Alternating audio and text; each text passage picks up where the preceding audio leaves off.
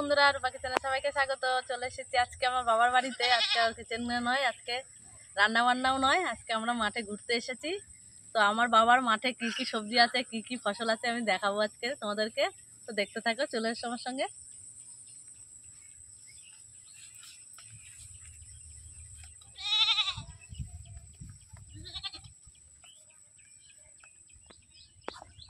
তো চলে এসেছি আমার বাবার পটল মাঠে। তো এই হচ্ছে আমার বাবার পটল মাঠ। তো দেখো কত সুন্দর মাঠটা, আর পটলও ধরেছে কত সুন্দর।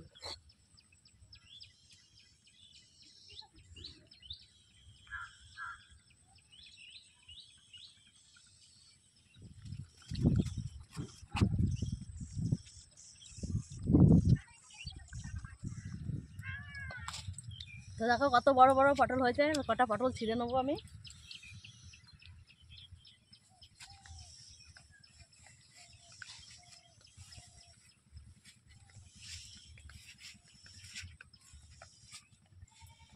এই দেখো এখানে অনেকগুলো পটল আছে, তো একটু বড় বড় দেখে পটলগুলো নেবো আমি।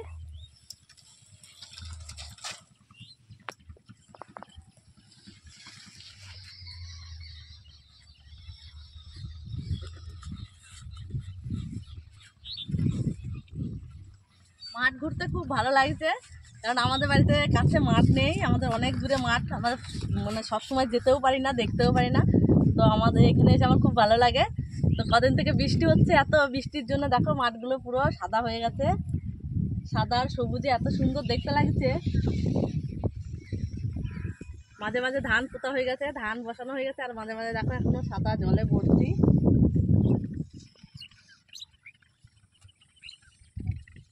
তো এগুলো দেখো ধানের বীজ, এইভাবে বীজ ফেলে তারপরে বীজ গাছগুলো বড় হয়ে গেলে তারপর সেগুলো আবার মাঠে মানে ওইভাবে পুঁততে হয়। দেখো ওইখানে দেখাচ্ছি আমি তোমাদের, ওখান থেকে কিন্তু ধান গাছ হবে। তো দেখো এখানে একটা জমি রয়েছে, তো জমিতে এতটা জল দেখে মনে হচ্ছে এটা একটা ছোট নদী বা পুকুরের মতো লাগছে, কিন্তু এটা পুকুর নয়, এটা ধান মাঠ। এখানে ধান পোতা হবে। মাছ ছাড়লে এখানে মাছ চাষ হয়ে যাবে, এত জল।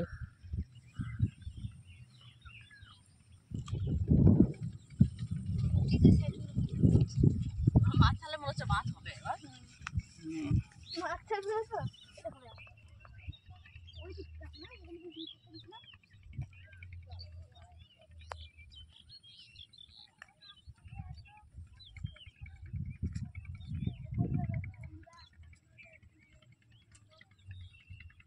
আমি আর একটা মাঠে।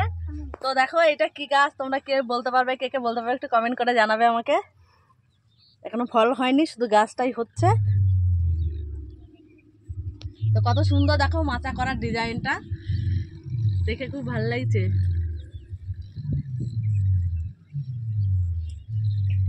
তো এবারে আমরা নেমে পড়েছি বটবটি মাঠে। তো বটবটি গাছগুলো কিন্তু ছোট ছোট আছে, এখনো ফল হয়নি, কেবল একটা দুটো ফুল হচ্ছে। এতটা জল, আমরা জলের ভেতরে নেমে পড়েছি, জল দিয়ে হেঁটে যাবো। তো আমরা ওইদিকে যাবো, দেখো এখানে ধান পোতা হচ্ছে।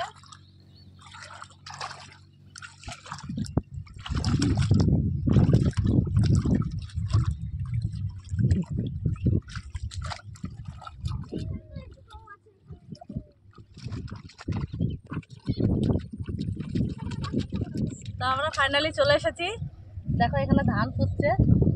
এইভাবে করে কিন্তু ধান পোতা হয়, আর ওইখানে ট্রাক্টরে চাষ দেওয়া হচ্ছে, পরে ধান পোতা হবে আবার।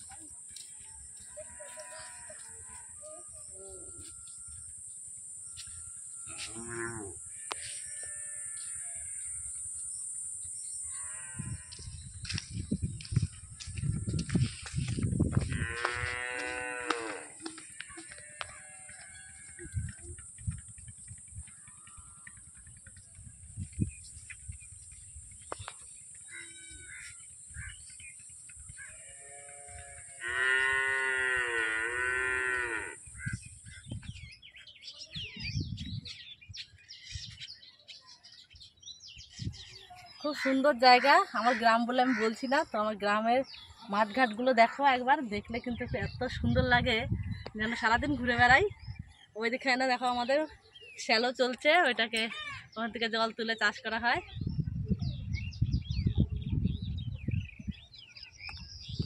আর এটা হচ্ছে আমার ছোট্ট একটা গ্রাম, যেখানে 150 থেকে 200 ঘর বাস করে। তো দেখো কত সুন্দর।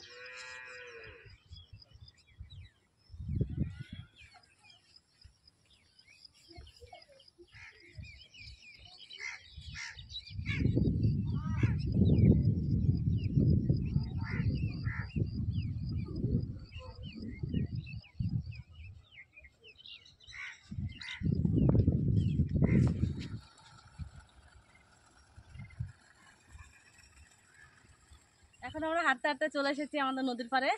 তো সামনেই নদী আছে, নদীটা দেখা যাচ্ছে না এখান থেকে, তো আমরা আসবো। আর এইদিকে দেখো আমাদের গ্রামের ছোট্ট একটা রাধাকৃষ্ণ মন্দির, তো খুব সুন্দর। এটা অনেক দূরে আছে, এখন আমরা ওখানে যাইনি। তো আমরা কিন্তু আমাদের নদীতে চলে এসেছি। এই সামনেই কিন্তু এত জল, এত বড় নদী, তোমরা দেখলে মানে অবাক হয়ে যাবে। চলে এসো।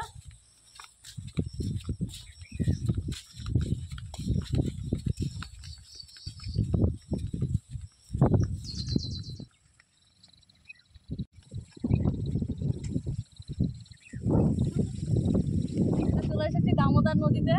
তো সেই দামোদর নদী, যেখানে আমরা বালির অর্ধেক, নদীর অর্ধেকে কিন্তু পিকনিক করতে গেছিলাম, তখন কিন্তু জল ছিল না একটুকু। আর এখন দেখো বর্ষাকাল, নদী পুরো ভর্তি হয়ে গেছে।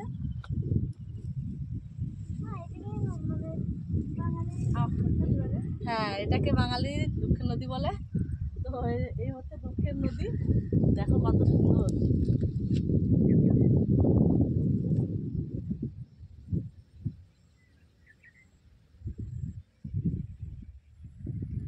তা আমি এখানে একটা নৌকা ডুবে আছে, সেই নৌকার উপরে দাঁড়িয়ে আছি দেখো।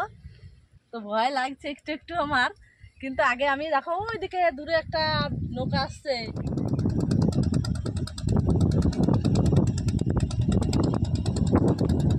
কিন্তু বন্ধুরা সাঁতার জানি না, তবুও কিন্তু দেখো ওই নৌকায় করে আমি কিন্তু বর্ষাকালে যাওয়া আসা করেছি। আর যখন পুরো বন্যা হয় তখন একবারে পুরো নদীটা একবারে সমান সমান হয়ে যায়। তো তবুও কিন্তু আমাদের তখন পরীক্ষা থাকে, পরীক্ষার সময় কিন্তু আমরা যাওয়া আসা করেছি। এখনকার ছেলে মেয়েরাও যায়, অনেক কষ্ট করে এখানে সবাই পড়াশোনা করে। তো বন্ধুরা, ছোটবেলার একটা স্মৃতি শেয়ার করি তোমাদের সঙ্গে। দেখো এই জিনিসটা কি, তোমরা একবার বলবে কমেন্ট করে। তো এটা কিন্তু আমরা ছোটবেলায় যখন একটু ছোট ছিলাম, সবাই মিলে আসতাম, বন্ধু বান্ধব ভাই বোন সবাই মিলে আসতাম নদীতে। এসে কিন্তু এরকমভাবে ছাড়িয়ে ভালো করে একটু মুছে নিয়ে আমরা কিন্তু দেখো উপরের খোসাটা ছাড়িয়ে নেওয়ার পর ভাগ দিতে পারছি না। বন্ধুরা, এই জিনিসটা অনেক মিষ্টি হয়। একে বলে মিনি আখ। মানে আমরা তো, আমাদের এখানে তো আখ চাষ হয় না, আমরা তখন আখ খেতে পেতাম না। তো এইটা হচ্ছে আমাদের মিনি আখ। এটা কিন্তু খুব মিষ্টি, আর মিষ্টিটা কিন্তু অনেক রকমের মিষ্টি হয়, কিন্তু এই মিষ্টিটা খুব টেস্টি মিষ্টি। তোমরা কোনোদিন যদি সুযোগ পাও তো একবার খেয়ে দেখবে। আমার ছেলে কিন্তু জীবনে কোনোদিন খায়নি, আজকে প্রথম খাচ্ছে। আমি বললাম বলে আজকে খাচ্ছে। তো এবার আখ খেতে খেতে আমরা বাড়ি যাই, চলো।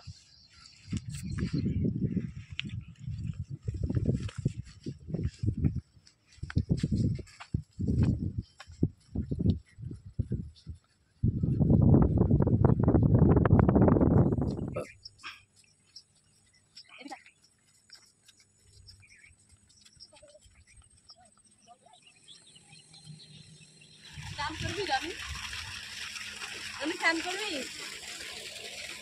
এটা আমাদের পাম্প মেশিন, এই জল দিয়ে কিন্তু সমস্ত মাঠে চাষ করা হয় আমাদের।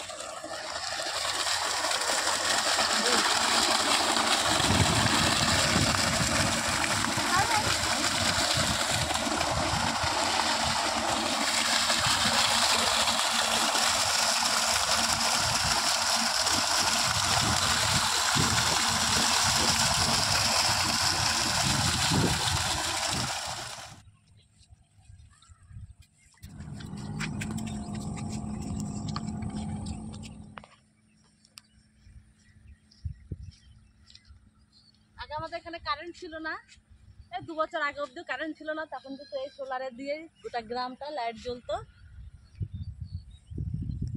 মানে জঙ্গল হয়ে গেছে, এখন আর এটা কাজে লাগে না বলে জঙ্গল হয়ে গেছে।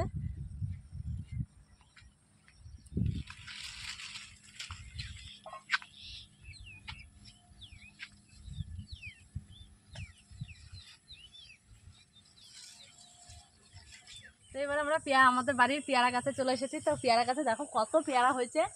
তো এই উপরে আছে, পেকেছে উপরে, তো নিচের গুলো এখনো ছোট ছোট আছে, কাঁচা আছে। তো এতটা খেতে মিষ্টি পেয়ারাগুলো, তো কি বলবো, না খেলে কিন্তু বিশ্বাস করা যাবে না।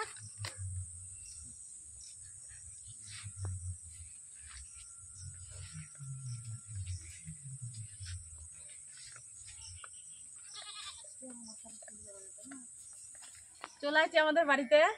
তো আমার ভিডিওটা কেমন লাগলো অবশ্যই একটা কমেন্ট করে জানাবেন, আর বেশি বেশি করে একটু শেয়ার করে দেবেন। আর আমার চ্যানেলে নতুন হলে চ্যানেলটাকে সাবস্ক্রাইব করে পাশে থাকবেন। তো আবারও ফিরে আসবে এরকম অনেক সুন্দর সুন্দর ব্লগ নিয়ে। ততক্ষণে ভালো থাকবেন, সুস্থ থাকবেন, সাবধানে থাকবেন।